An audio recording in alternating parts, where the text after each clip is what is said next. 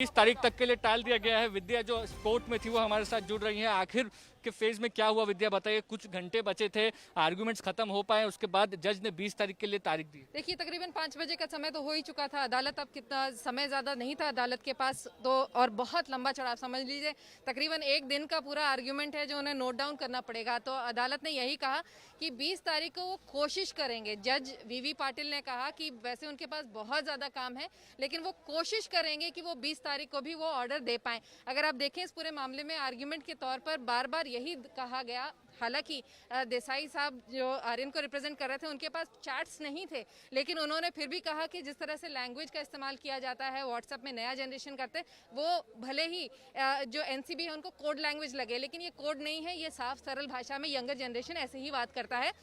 इसके अलावा उन्होंने बात कहने की कोशिश की कि कोई भी इंटरनेशनल ड्रग ट्रैफिकिंग में नहीं इन्वॉल्व है आर्यन। साफ साफ उन्होंने कहा कि अगर आप देखें तो वो फॉरेन में रह रहे थे, वहाँ विदेश में रह रहे थे, और विदेश में कई सारी कंट्रीज ऐसी हैं जहाँ पे ड्रग लेना, गांजा लेना बहुत आम सी बात है, और इसलिए इसको एक यहाँ पर इसको सजा देना इस बात को गलत होगा। इसके अलावा उन्होंने बहुत सारी जो दलीलें दी, लेकिन ASG additional solicitor general Anil Singh का साफ साफ कहना था कि जांच चल रही है, और जांच के समय में इस तरह से इन लोगों को छोड़ देना, उनकी जांच पर असर पड़ेगा। और इस यही सबसे हुए देखते हुए यही लग रहा है कि जो स्ट्रॉन्ग जो अगर आप देख लीजिए अरमान कोहली का भी यही इसी अदालत ने कोशिश की थी कि एनसीबी ने कहा, आर्ग्यू किया था और रिजेक्ट किया था। अरमान कोहली को अभी तक बेल नहीं मिली है।